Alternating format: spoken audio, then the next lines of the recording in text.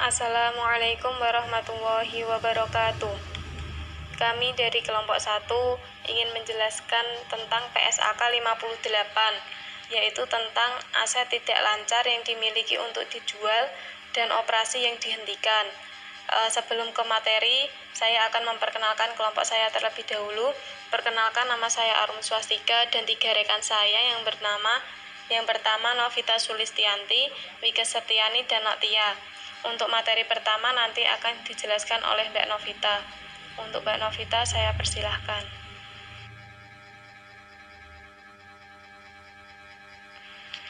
Baik, di sini kita akan membahas mengenai PSAK 58 tentang aset tidak lancar yang dimiliki untuk dijual dan operasi yang dihentikan. Sebelumnya, saya akan menjelaskan terlebih dahulu mengenai apa itu pengertian dari aset tidak lancar dan dimiliki untuk dijual. Nah, aset tidak lancar sendiri adalah aset yang tidak memenuhi definisi aset lancar, misalnya aset tetap atau aset tidak berwujud. Sedangkan dimiliki untuk dijual artinya adalah nilai tercatat aset akan dipulihkan melalui penjualan, bukan digunakan untuk kegiatan usaha. Jadi suatu aset yang dimiliki untuk dijual adalah ketika entitas berniat untuk tidak menggunakan aset tersebut dalam kegiatan operasinya, namun berniat untuk menjualnya. Nah, selanjutnya aset ini akan diidentifikasikan secara terpisah agar pengguna laporan keuangan itu bisa mendapatkan informasi mengenai kinerja entitas di masa depan. Pembahasan berikutnya yaitu mengenai perbedaan PSAK 58 dengan IFRS 5. Jadi, PSAK 58 ini mengadopsi seluruh peraturan dalam IFRS 5 mengenai non-current asset held for sale and discontinued operation kecuali 6 hal. Yaitu yang pertama, PSAK 58 tidak mengadopsi IFRS 5 paragraf 5E tentang ruang lingkup yang tidak diterapkan untuk aset tidak lancar yang diukur pada nilai wajar setelah dikurangi biaya untuk menjual sesuai dengan IAS 41 Agriculture. Selanjutnya yang kedua yaitu PSAK 58 tidak mengadopsi IFRS 5 paragraf 44 tentang tanggal efektif. Nah, opsi ini dihilangkan karena penerapan ini hanya dapat dilakukan dengan tepat jika seluruh pengaturan dalam IFRS ini diadopsi secara bersamaan menjadi SAK. Selanjutnya yang ketiga yaitu PSAK 58 tidak mengadopsi IFRS 5 paragraf 44A sampai 44F tentang tanggal efektif. Alasannya karena tidak relevan. Kemudian yang keempat yaitu PSAK 58 tidak mengadopsi IFRS 5 paragraf 44G sampai 44I tentang tanggal efektif. Selanjutnya yang kelima yaitu PSAK 58 paragraf 44A tentang tanggal efektif penyesuaian. Dan yang keenam atau yang terakhir adalah pedoman implementasi dari IFRS 5 tentang penyajian aset tidak lancar atau kelompok lepasan diklasifikasikan sebagai dimiliki untuk dijual disesuaikan dengan penyajian laporan posisi keuangan yang berlaku di Indonesia.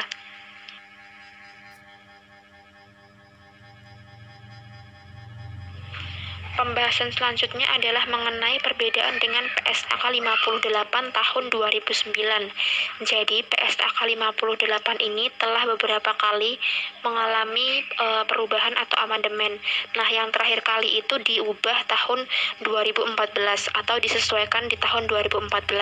Nah, ada beberapa perbedaan antara PSAK 58 tahun 2009 dengan PSAK 58 penyesuaian tahun 2014, yaitu yang pertama mengenai paragraf 33A.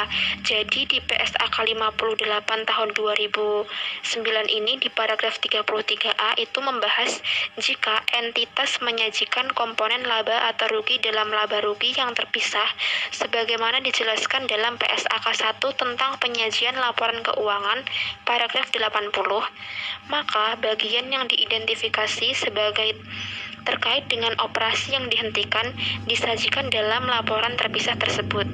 Sedangkan di PSAK 58 penyesuaian 2014 ini perubahan acuan paragraf ke paragraf 10A. Selanjutnya perbedaannya itu mengenai definisi nilai wajar.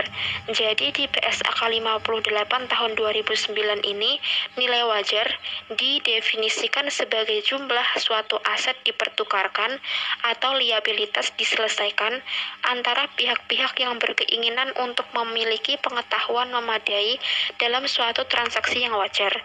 Sedangkan pada PSAK 58 penyesuaian tahun 2014, nilai wajar ini didefinisikan sebagai harga yang akan diterima untuk menjual aset atau dibayarkan untuk mentransfer liabilitas dalam transaksi teratur antar pelaku pasar pada tanggal pengukuran.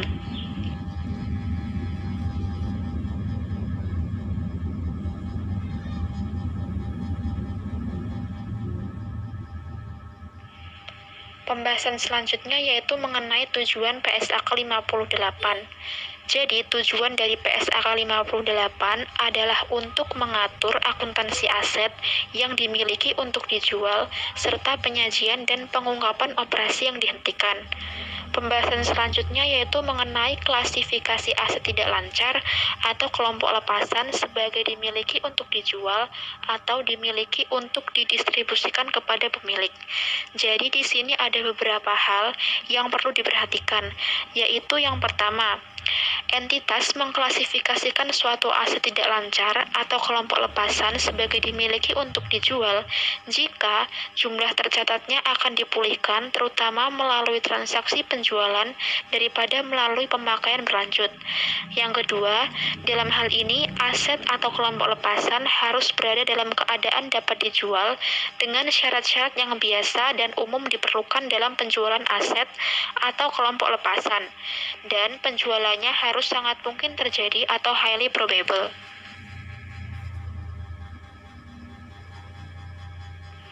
Yang ketiga yaitu entitas yang berkomitmen terhadap rencana penjualan yang mengakibatkan kehilangan pengendalian atas entitas anak, mengklasifikasikan seluruh aset dan liabilitas entitas anak. Yang keempat, peristiwa atau keadaan mungkin dapat memperpanjang periode penyelesaian penjualan menjadi 1 tahun lebih. Dan yang terakhir adalah ketika entitas memperoleh aset tidak lancar atau kelompok lepasan tersebut diklasifikasikan sebagai dimiliki untuk dijual pada tanggal perolehan tersebut.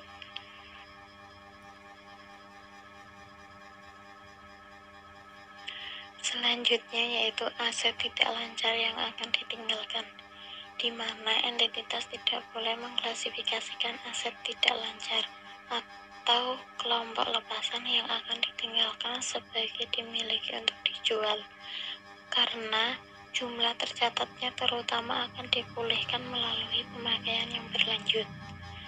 Entitas juga tidak boleh mencatat aset tidak lancar yang tidak digunakan sementara seakan-akan seperti telah ditinggalkan.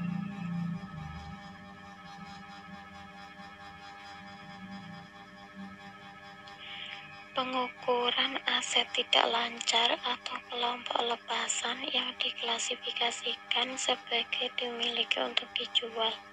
Di sini untuk pengakuan aset tidak lancarnya itu bisa diukur atau diklasifikasikan dimiliki untuk dijual pada nilai yang lebih rendah antara jumlah yang tercatat dengan nilai wajarnya.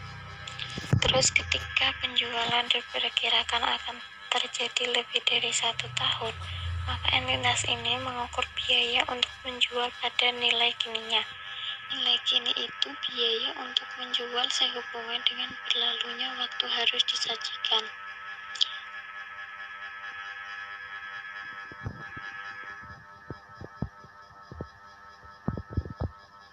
Pengakuan rugi dan pemulihan penurunan nilai. Entitas mengakui rugi penurunan nilai itu pada nilai wajar dikurangi biaya untuk menjual aset.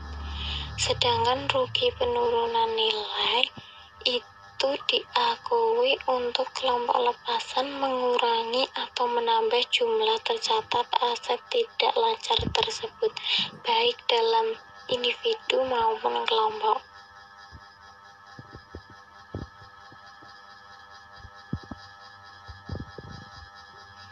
Perubahan rencana penjualan.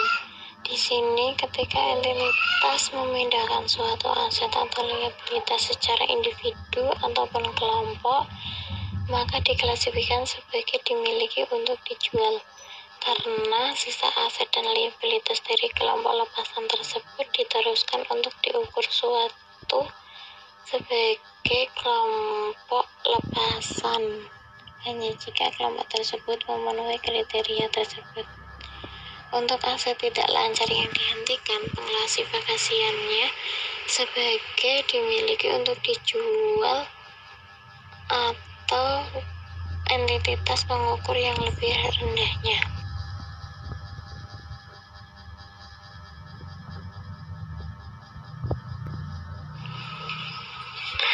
Penyajian dan pengungkapan.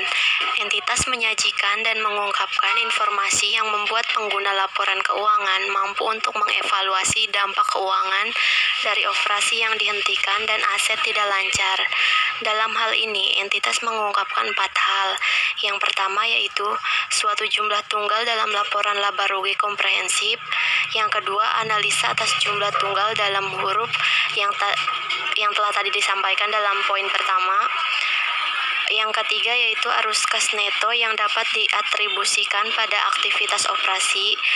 Yang keempat, jumlah penghasilan dari operasi yang dilanjutkan dan operasi yang dihentikan yang dapat diatribusikan pada pemilik entitas induk.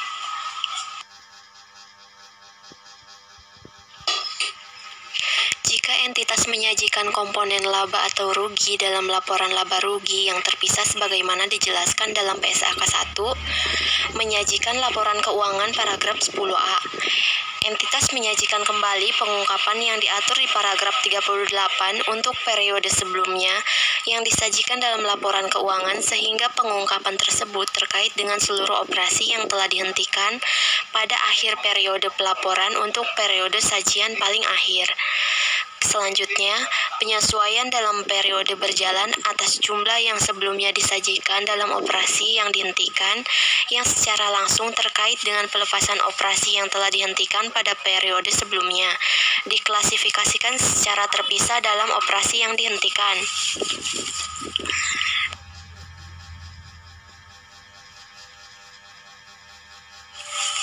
Jika entitas berhenti untuk mengklasifikasikan suatu komponen dari entitas yang dimiliki untuk dijual, maka hasil operasi komponen tersebut yang sebelumnya disajikan dalam operasi yang dihentikan diklasifikasikan kembali dan termasuk dalam penghasilan dari operasi yang dilanjutkan untuk semua periode sajian. Kemudian, entitas yang berkomitmen terhadap rencana penjualan yang mengakibatkan kehilangan pengendalian atas entitas anak.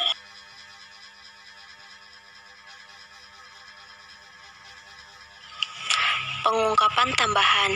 Untuk periode di mana aset tidak lancar atau kelompok lepasan telah diklasifikasikan sebagai dimiliki untuk dijual atau telah dijual, selanjutnya entitas mengungkapkan dalam periode keputusan untuk mengubah rencana penjualan aset tidak lancar atau kelompok lepasan, uraian fakta dan keadaan yang mengarah kepada keputusan tersebut dan dampaknya terhadap hasil operasi untuk periode tersebut dan periode sajian sebelumnya.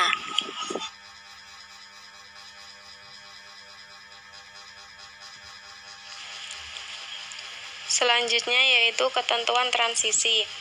Pernyataan ini diterapkan secara prospektif setelah tanggal efektif terhadap aset tidak lancar atau kelompok lepasan yang memenuhi kriteria untuk diklasifikasikan sebagai dimiliki untuk dijual dan operasi yang memenuhi kriteria untuk diklasifikasikan sebagai operasi yang dihentikan.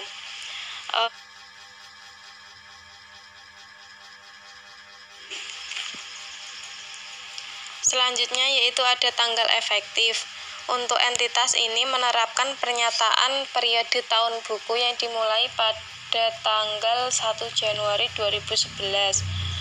Untuk entitas ini menerapkan penyesuaian paragraf 28 dan 33A secara retrospektif dan definisi nilai wajar dalam lampiran A secara prospektif untuk periode tahun buku, yaitu yang dimulai setelah tanggal 1 Januari 2015.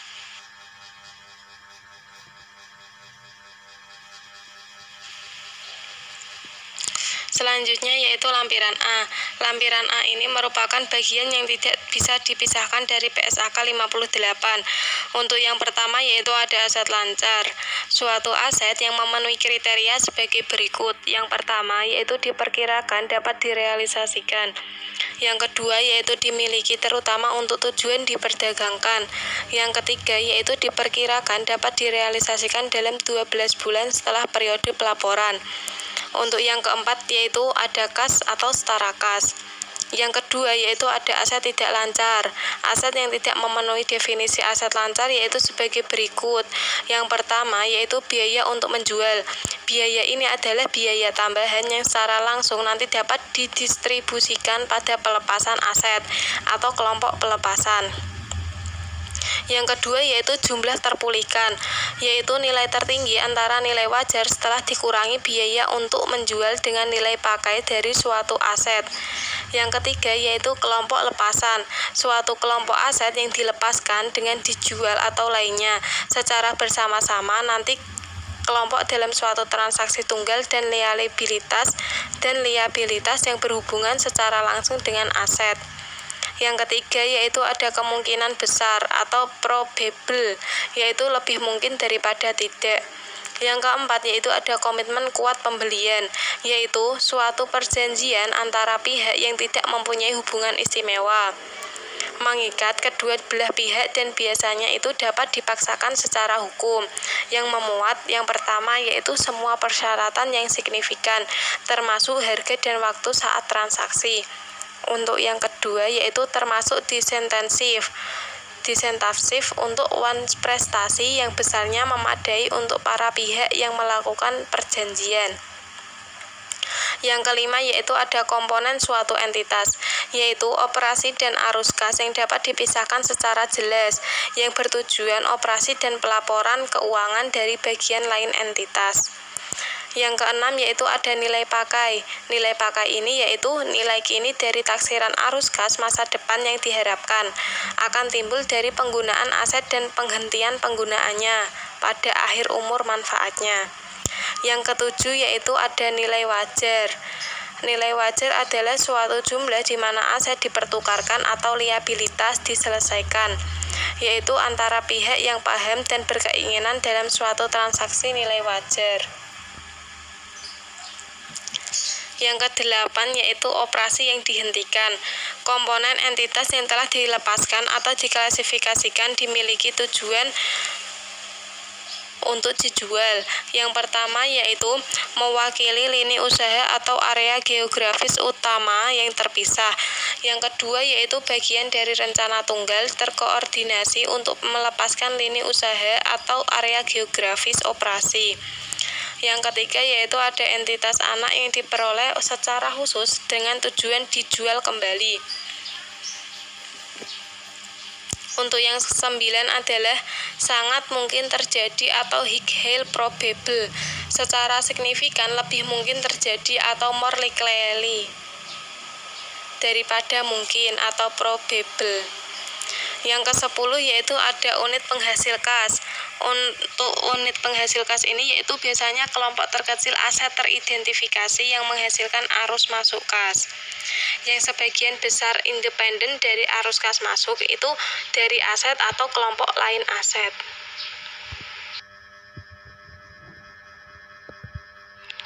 Selanjutnya yaitu ada lampiran B, yaitu lampiran ini merupakan bagian yang tidak bisa dipisahkan dari PSAK. Yang pertama yaitu ada perpanjangan periode yang diperlukan untuk menyelesaikan penjualan. Yang meliputi pertama itu perpanjangan periode diperlukan untuk menyelesaikan penjualan tidak menghentikan aset atau kelompok lepasan untuk diklasifikasikan sebagai dimiliki untuk dijual. Jika penundaan tersebut disebabkan oleh kejadian atau keadaan di luar kendali entitas dapat terbukti yang memadai bahwa entitas tersebut tetap berkomitmen dengan rencana untuk menjual aset atau kelompok lepasan. Yang kedua yaitu suatu entitas mendapatkan komitmen kuat pembelian, sebagai hasilnya pembelian atau pihak lain tidak diperkirakan mempengaruhi kondisi. dalam keadaan pengalihan aset tidak lancar atau kelompok lepasan yang sebelumnya diklasifikasikan sebagai dimiliki untuk dijual atau memperpanjang periode yang diperlukan untuk menyelesaikan penjualan.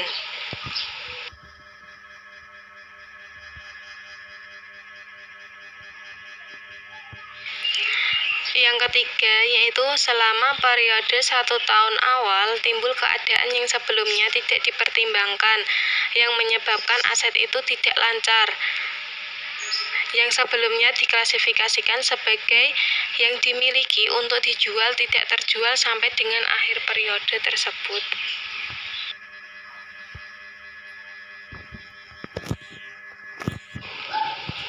Cukup sekian dan terima kasih. Apabila ada kesalahan, kami mohon maaf.